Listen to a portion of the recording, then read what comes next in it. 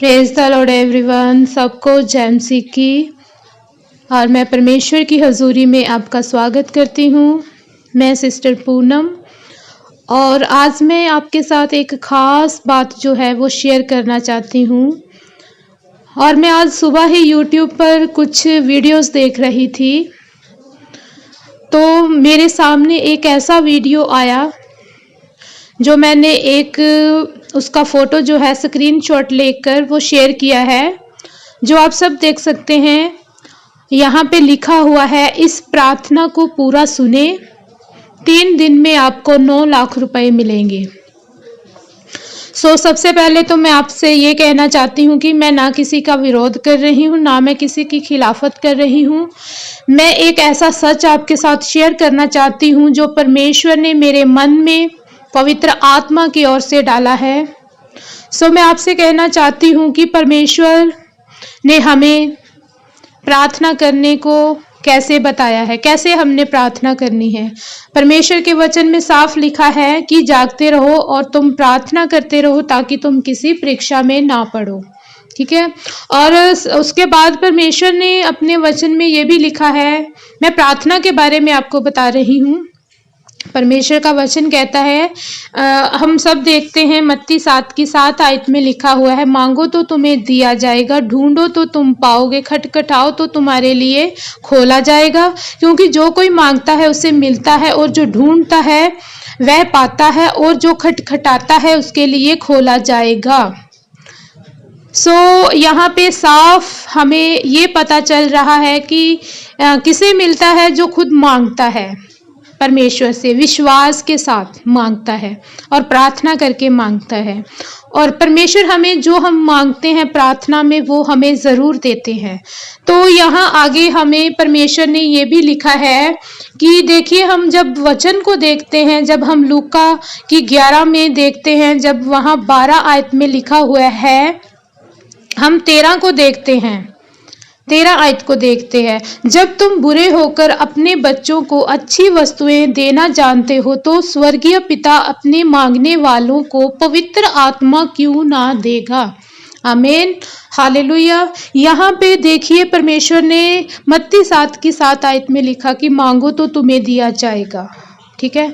और देखिए, परमेश्वर हमें साफ ये नहीं कह रहा है कि प्रार्थना में तुम इतने लाख मांगो तुम्हें मिलेगा, प्रार्थना में तुम ये मांगो, गाड़ी मांगो, वीज़ा मांगो, ये सब कुछ मांगो तो तुम्हें मिलेगा। क्योंकि देखिए, हमारा पिता हमारे मांगने से पहले ही हमारी ज़रूरतों को जानता है कि हमें किन वस्तुओं की ज़रूरत है, और वह हमें देता है। और सबसे इम्पोर्टेंट बात ये है कि हमें प्रार्थना इसलिए करनी है ताकि हम किसी परीक्षा में ना पड़े, और दूसरा, हमें प्रार्थना इसलिए करनी है कि हमें उस प्रार्थना में पवित्र आत्मा को मांगना है। क्योंकि जब हम पवित्र आत्मा मांगेंगे, जब पवित्र आत्मा आएगा तो हमें बहुत सारी वेद की बातें जो है वो हम पे प्रगट करेगा, हमें सिखाएगा, हमें गाइड करेगा। तभी प्रभु यीशु मसीह जी ने कहा था कि देखो, मैं जाता हूँ और मैं तुम्हारे लिए एक और सहायक भेजूंगा जो तुम्हारी मदद करेगा, जो और भी भेद की बातें तुम्हें सिखाएगा, तुम्हें बताएगा। तो वो यही बातें हैं। क्योंकि अगर हम प्रार्थना में पवित्र आत्मा को नहीं मांगते हैं तो हम बहुत सारी परीक्षा में पड़े रहते हैं। क्योंकि वही जब हम प्रार्थना में पवित्र आत्मा को मांगते हैं तो वो हमें परीक्षाओं में से निकालता है, हमें गाइड करता है, हमें सही गलत की पहचान करवाता है। और जब हमारे सामने कोई वचन शेयर कर रहा होता है, मैं खुद को भी लेती हूँ, अगर मैं आपके सामने ये शेयर कर रही हूँ, अगर आपके अंदर पवित्र आत्मा है, देखिए, पवित्र आत्मा हम सब में है, शुरू से ही है, लेकिन हमारी गलतियों, कमियों, घटियों के कारण, हमारी बदी के कामों के कारण वो आत्मा जो है वो अपवित्र हो जाता है। लेकिन जब हम प्रार्थना में मांगते हैं तो वही आत्मा हमारा जो है पवित्र होता है, और वही हमें समझ की, ज्ञान की बातें जो है वो बताता है। और अगर आपके पास पवित्र आत्मा है तो वो आपको गाइड करेगा कि मैं आपको सही बता रही हूँ, मैं किसी का विरोध कर रही हूँ, जहाँ मैं किसी किसी के खिलाफ बोल रही हूँ या मैं किसी के ऊपर दोष लगा रही हूँ, क्योंकि बहुत सारे ऐसे भाई बहन होते हैं, अगर हम ऐसा वीडियो या ऐसी बात पोस्ट करते हैं तो कहते हैं कि दोष मत लगाओ, तुम पर दोष लगाया जाएगा और किसी का न्याय मत करो। तो देखिए, क्या ये आपको दिखाई नहीं दे रहा है कि ये परमेश्वर के वचन पर खास उस पर दोष लगाया जा रहा है। देखिए, परमेश्वर के वचन में साफ लिखा है कि अपने लिए पृथ्वी पर धन इकट्ठा ना करो, यहाँ आपके धन को कीड़ा काई बिगाड़ते हैं, चोर जो है सेंध लगाते हैं। अपने लिए स्वर्ग में धन इकट्ठा करो, यहाँ ना तो कोई चोर सेंध लगाएगा, ना कीड़ा उसे, ना जो भी काई है ना उसे बिगाड़ेंगे, और वो धन जो है वो हमेशा सुरक्षित रहेगा, बना रहेगा। तो ये कैसा धन है? ये तो सिर्फ आपको ऐसी प्रार्थना की ओर खींचा जा रहा है कि आपको भरमाया जा रहा है, आपको एक लालच के साथ जोड़ा जा रहा है, दुनियावी वस्तुओं दुनियावी धन के साथ जोड़ा जा रहा है, ताकि आपका जो धन, क्योंकि यहाँ आपका मन होगा, जहाँ आपका धन होगा वहीं आपका मन होगा। तो ये अगर आपको, मुझे बताएं किस किस को 9 लाख रुपए मिले हैं? अगर किसी को मिले भी हैं तो उसका मन उसी की तरफ लगा रहेगा, परमेश्वर की ओर नहीं लगा रहेगा। और एक इंसान 2 चीज़ों की पूजा नहीं कर सकता है, 2 खुदा की पूजा नहीं कर सकता है, या तो वो धन की करेगा या तो फिर वो मन परमेश्वर की करेगा।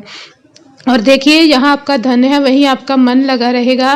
तो आप परमेश्वर के धर्म राज की खोज करें तो दुनिया की पूरी वस्तुएं आपके पीछे चलकर आपको खुद मिलेगी। ऐसे भरमाने वाली प्रार्थनाओं से दूर रहे, क्योंकि ये सिर्फ इसलिए है ताकि इनके लाइक्स सब्सक्राइब यूट्यूब पर बढ़े और इनको यूट्यूब की ओर से पैसा मिले। क्योंकि मैं ये दोष नहीं लगा रही हूँ, जो सच है तभी मैं आपके साथ शेयर कर रही हूँ। सो इसलिए मैं कहती हूँ कि प्रार्थना में बने रहो ताकि तुम ऐसी परीक्षा में ना पड़ो, क्योंकि हमें एक स्वर्गीय जो ऐसा धन है ना वो इकट्ठा करो, जो अच्छे कामों का, अच्छे कर्मों का जो धन है वो इकट्ठा करो।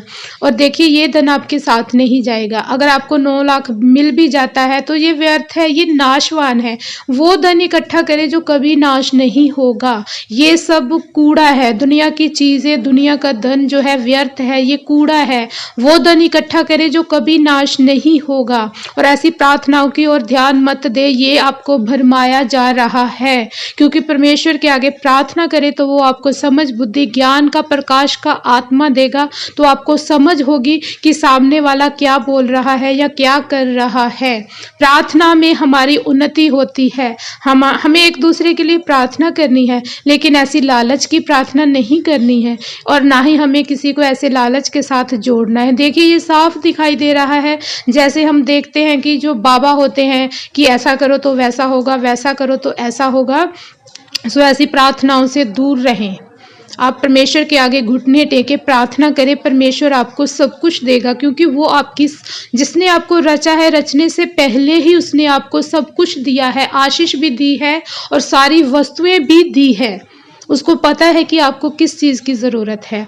लेकिन पता नहीं क्यों ये प्रभु के दास होकर भी ऐसी बेवकूफ़ी की बातें करते हैं। मुझे तो ये बिल्कुल भी सही नहीं लगा। सो मैंने आपके साथ ये शेयर किया, क्योंकि एक धनवान का स्वर्ग के राज्य में प्रवेश करना बहुत मुश्किल है। सो ये धन कूड़ा है, यही रहेगा, वेस्ट जाएगा। आप वो धन इकट्ठा कीजिए जो नाश नहीं होगा, जो आपके साथ जाएगा।